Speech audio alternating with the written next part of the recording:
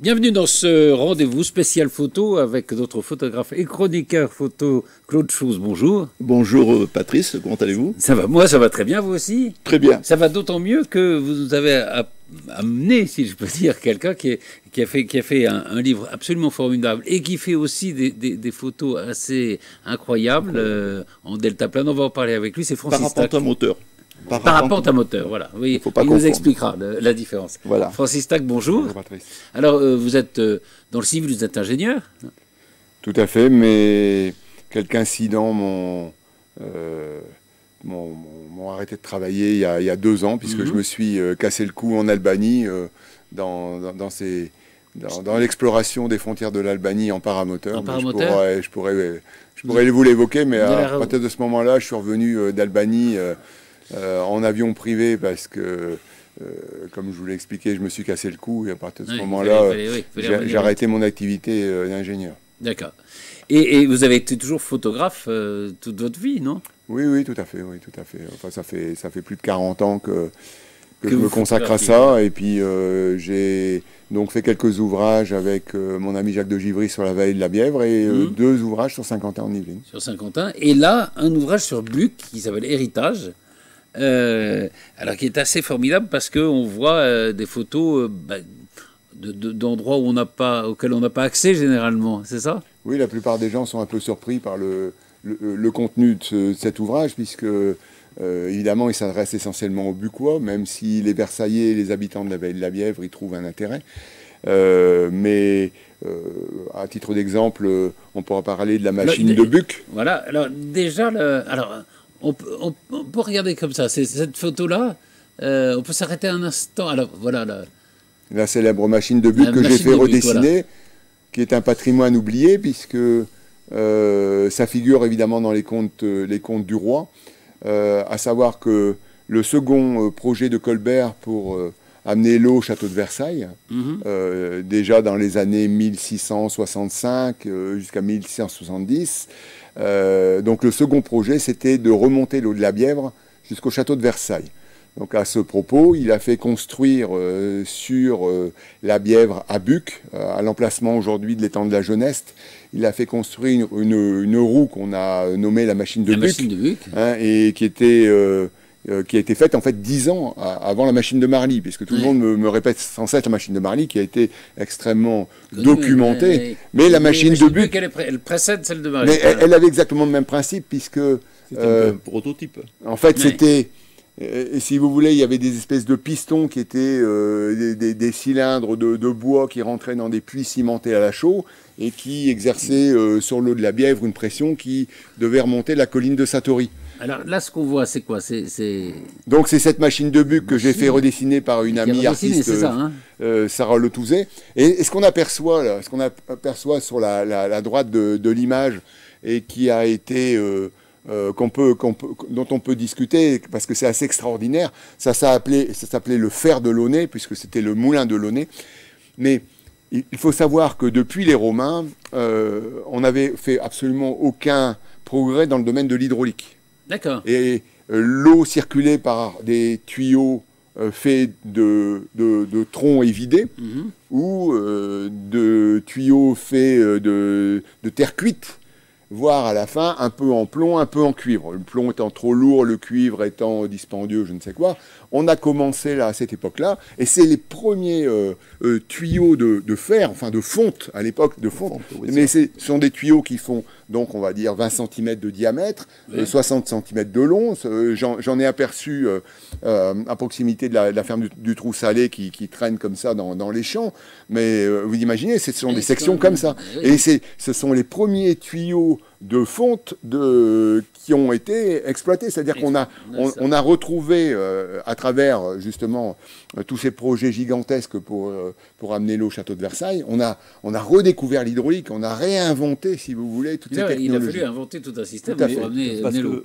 Si je puis me permettre, dans les projets d'amener l'eau à Versailles, le premier projet qui a été dénoncé par l'abbé Picard, c'était de dévier la Loire pour amener l'eau à Versailles. Le second, ça a été aussi d'utiliser l'eau de l'Eure par le fameux aqueduc de Maintenon. Et le troisième projet a été, effectivement, comme tu viens de l'expliquer, comment s'appelle, la machine de Marly. Donc voilà. Oui, mais ça, c'est Oui, des sujets. oui, la machine de Marly. Non, mais tout ça, c'est bien postérieur. Oui. Que ce soit l'aqueduc de Maintenon ou, comme tu me l'expliques, la machine de Marly, mais c'est 10 ans plus tard.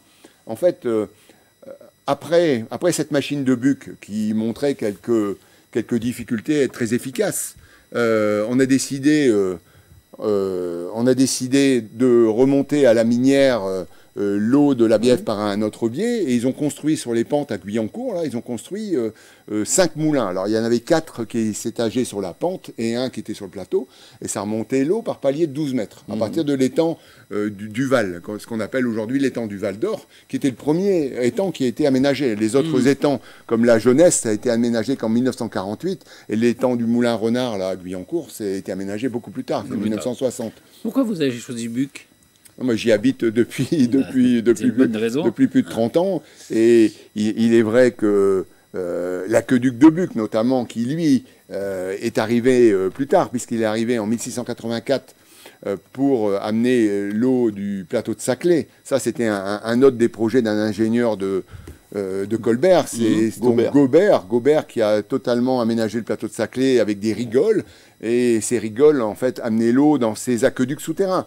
Alors, ces aqueducs souterrains sont maçonnés et font 1 mètre de large par 1,80 m de haut et sillonnent absolument tout le plateau de Trappes et le plateau de Saclay. Parce que les eaux de l'étang de Trappes, qui est un étang aussi artificiel, et les eaux des étangs de Saclay et de l'étang du Préclos, qui était à Buc, si vous voulez, toutes ces eaux étaient drainées pour après être amenées jusqu'à Versailles.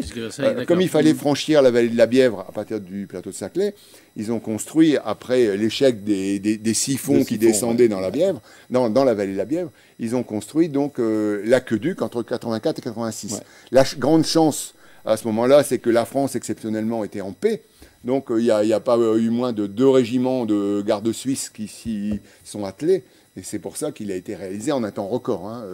Parce que cet aqueduc qui aujourd'hui fait 21 mètres de haut, il fait en fait 46 mètres, parce que vous avez 25 mètres qui sont sous le remblai, oui, pour franchir la vallée. Ah, oui, et il y a eu, il y a peu de temps, des conférences sur le sujet. On pourrait envisager de le remettre en eau. Ces aqueducs souterrains fonctionnent toujours.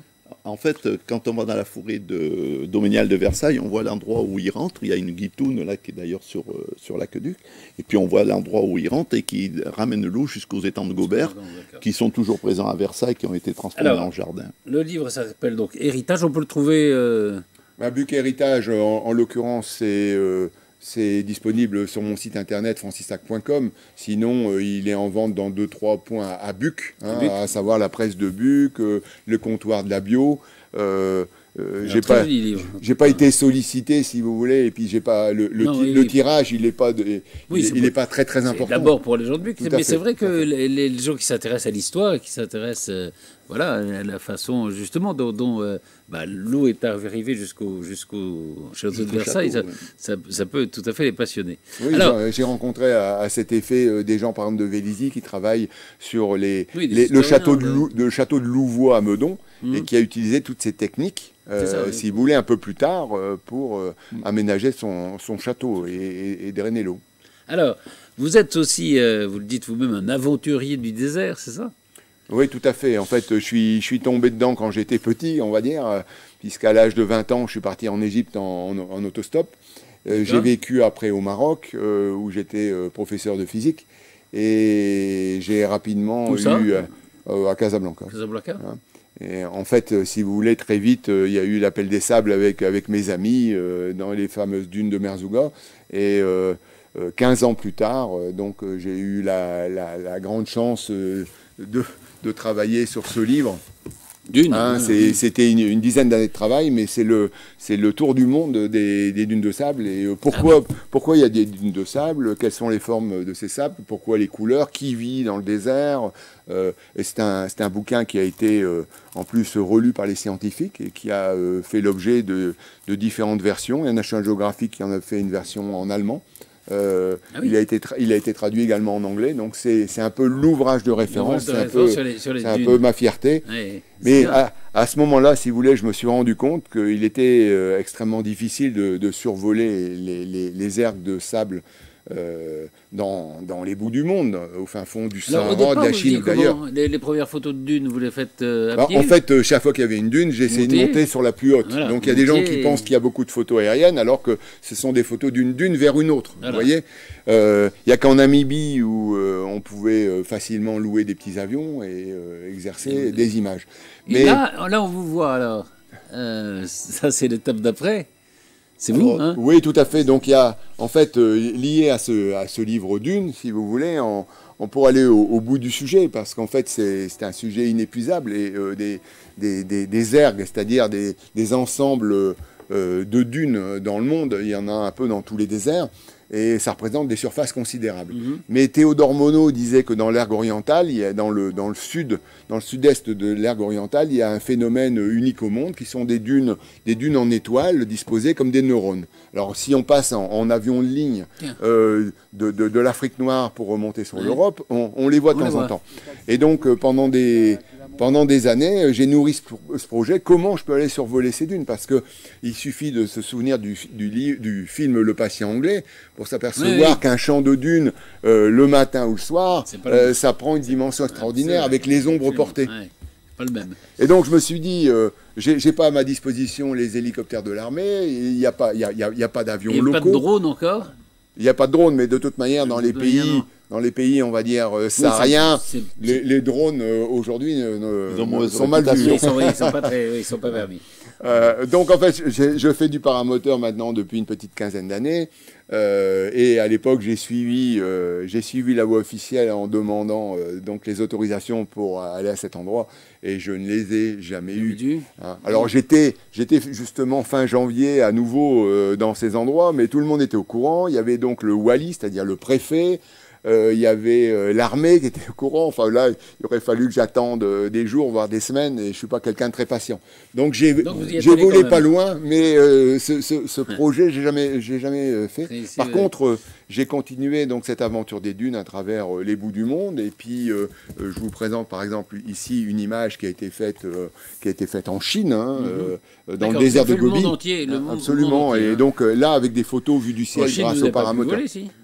En Chine, il n'y a absolument aucun problème. Un moteur thermique, ils vont pas vous dire que vous allez le remonter sur place. Ils s'en foutent, les Chinois. Non. Mais ça, ce sont non seulement, c'est le Gobi chinois, c'est les plus hautes dunes du monde, mais en plus, il y a une particularité, c'est qu'au pied de ces dunes, et plus elles sont hautes, plus les lacs sont importants. Mais il y a de l'eau, de ruissellement du plateau du Tibet qui vient sourdre au pied de ces lacs. Et à tel point que si l'eau est douce si vous creusez un puits ou si vous creusez juste à côté du lac. Parce qu'en surface, elle va s'évaporer et vous avez les sels minéraux qui vont s'accumuler. Mais à tel point, justement, qu'en 1200, les Mongols de Gengis Khan ont traversé ce désert. Si vous voulez, quand ils sont partis de Mongolie, ils traversent le Gobi pour atteindre la Chine et ils passent là parce qu'il y a de l'eau. Il y a de l'eau. Et il y a toujours des familles d'éleveurs mongols qui résident dans ce désert. Vous voyez, donc des éleveurs de chameaux, de chèvres, de moutons et de chevaux, parce qu'il y a suffisamment d'eau pour donner à boire aux chevaux. Le plus beau paysage que vous avez vu, c'est la Chine, du point de vue des dunes ou... C'est difficile à dire. Hein. Les plus beaux paysages, si vous voulez, là je reviens il y a quelques jours du sud algérien. C'est vrai qu'il y a une telle diversité, mais on ne comprend pas à quel point il y a une telle diversité. Il y a des dunes, il y a des dunes de toutes les couleurs, il y a des dunes de toutes les formes, il y a des dunes avec des rochers, il y a des dunes avec de l'eau. C'est tellement vaste. Hein. Le grand erg oriental dont je vous parlais tout à l'heure, c'est peut-être la moitié de la France. Hein, et il faut s'en rendre compte. Et après, il y a l'erg chèche, l'erg occidental, l'erg d'Anmer, l'erg tiodaïne, l'erg ifréroine. Enfin, il y en a une quantité absolument très importante. Dans ton livre, parce que j'ai lu ce livre-là, donc qui est très intéressant, ton projet, Oasis, ton projet était quand même de ce que tu as appelé la méridien, la diagonale aride. Donc tu es parti, je crois, d'Amérique du Sud. Oui, bon, pas tout à fait, mais pour simplifier les déserts, si vous voulez, dans l'hémisphère nord, sont sur la diagonale aride, c'est-à-dire tout le Sahara qui passe par l'Arabie, l'Iran et qui va jusqu'en Chine. Oui. Donc tous les déserts sont disposés de cette manière-là. Alors en Chine, ils sont plus hauts, pourquoi? Parce que il y a le plateau du Tibet qui bloque un peu, qui bloque justement les précipitations, et donc cette aridité, on la retrouve au-dessus, ça monte un peu plus haut. Et il est vrai que dans cet ouvrage Oasis, où je traite de l'eau au désert, et l'eau au désert, par définition, c'est 1/10 des surfaces, hein, c'est rien du tout. Hein.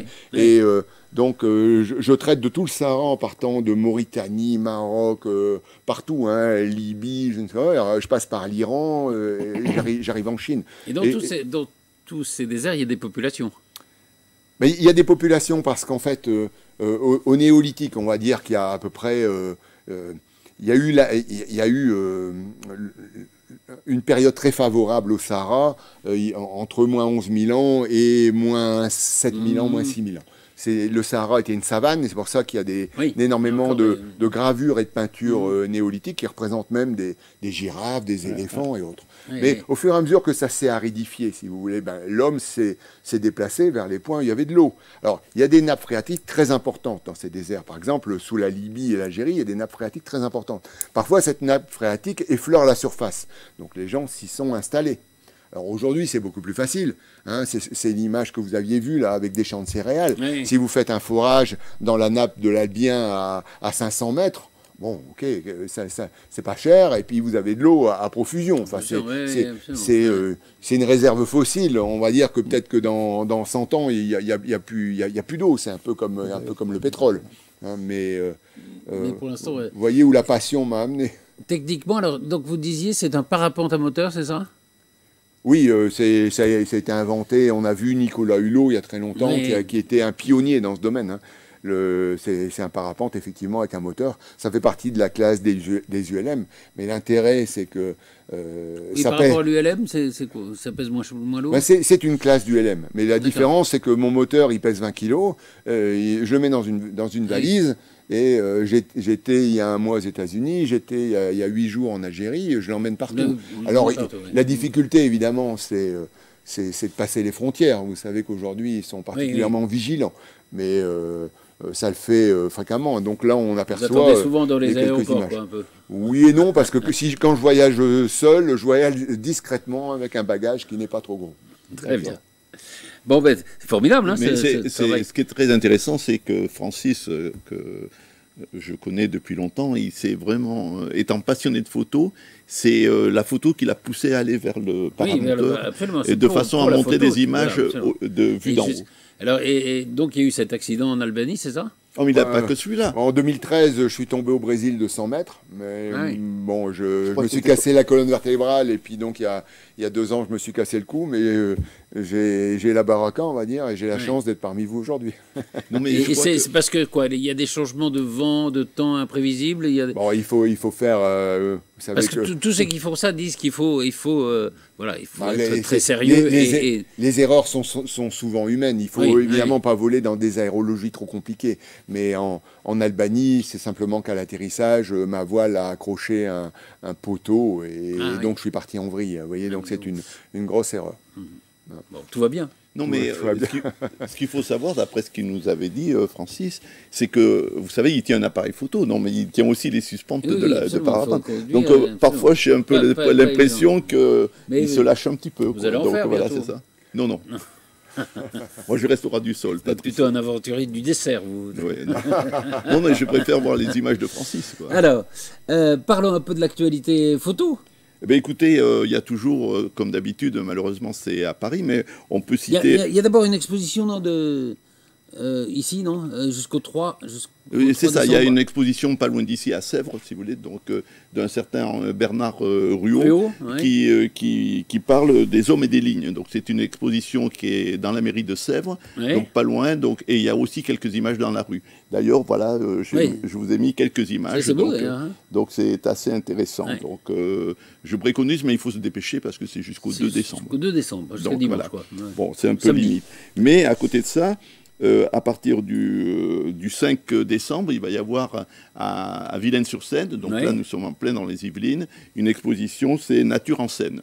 D'accord. Seine, la rivière, S-E-I-N, le fleuve, voilà. ouais. Donc, moi, je vous invite à aller voir parce qu'il y aura une conférence avec la personne qui est là-bas. Alors, ça devrait durer. C'est place de la Libération, juste en face de la gare de comment ça s'appelle de la gare de Vilaine-sur-Seine. Donc, vous pouvez y aller en train, il n'y a pas de problème. Là, on va un peu vite. Parce Oui, qu'on je pense voit- qu'on va un peu vite. On, Oui. on voit quelque chose qui n'a rien à voir avec ce qui se passe à Vilaine. Ça, on va à Paris, mais c'est vous qui avez fait des photos. Voilà, c'est ça. Pourquoi? Parce que, on le sait, à cause ou en raison des Jeux Olympiques, les baraques des bouquinistes Exactement, disparaissent. Patrice, vous avez Ça y raison, est, elles ont c'est été fermées. Hein. Ouais.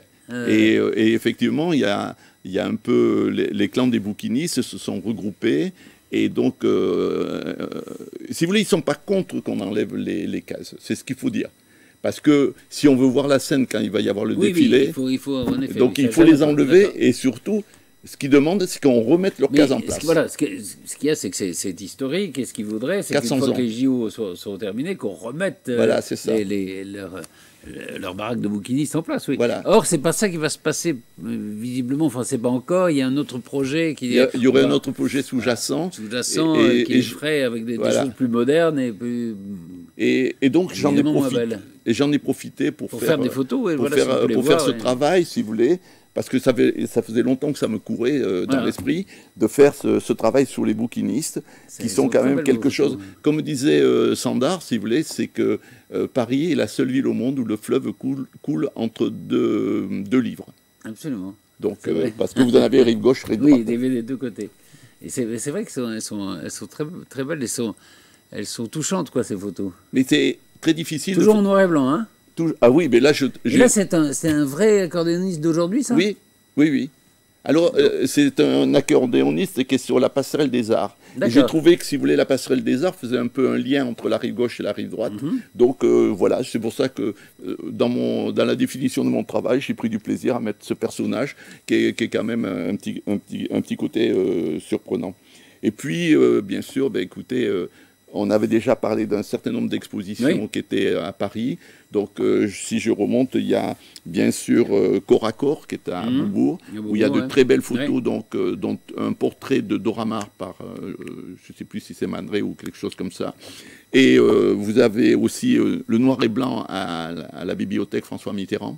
Oui, c'est toujours ces expositions. C'est toujours, mais il faut y aller parce que vraiment, si vous voulez, c'est vraiment, il y a des photos à dominante noire et vous avez des photos à dominante blanche. Ah, très bien. Donc, on peut faire la comparaison entre ces deux types de travaux qui sont quand même, si vous voulez, alors, il y a quelque chose qui peut gêner, que quelques gens ont évoqué aussi, c'est que, par exemple, on va voir des photos de Willy Ronis, Amsel Adams, en fait, tout Cartier-Bresson, etc., parce qu'il y a 300 photos qui sont exposées, mais vous avez aussi des, comment dire, on ne voit pas toutes les photos d'un auteur.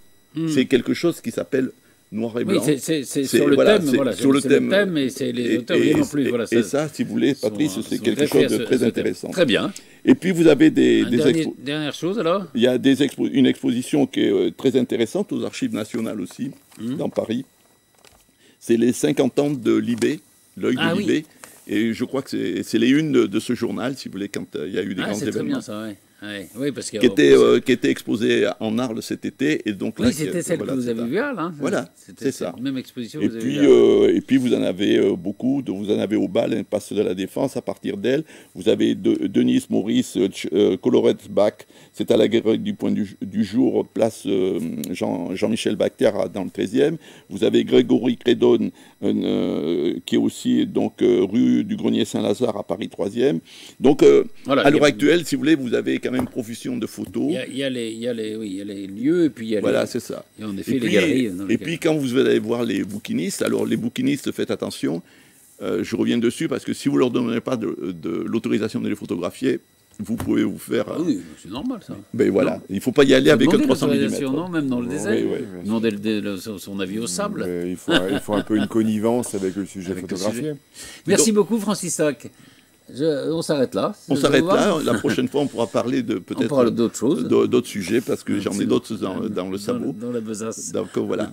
Merci pour votre accueil. Merci Claude Chose. Merci beaucoup Francis Sac, dont je rappelle Buc Héritage, hein, qu'on trouve voilà, dans les quelques librairies de Buc, et puis sur votre site. Et puis sur votre site, on peut aussi trouver Oasis et Dune, hein, je suppose. Tout à fait, mais Oasis, Oui, on le trouve également à la FNAC. dans le commerce, oui, absolument. Absolument. Merci beaucoup. Merci pour votre accueil, Patrice.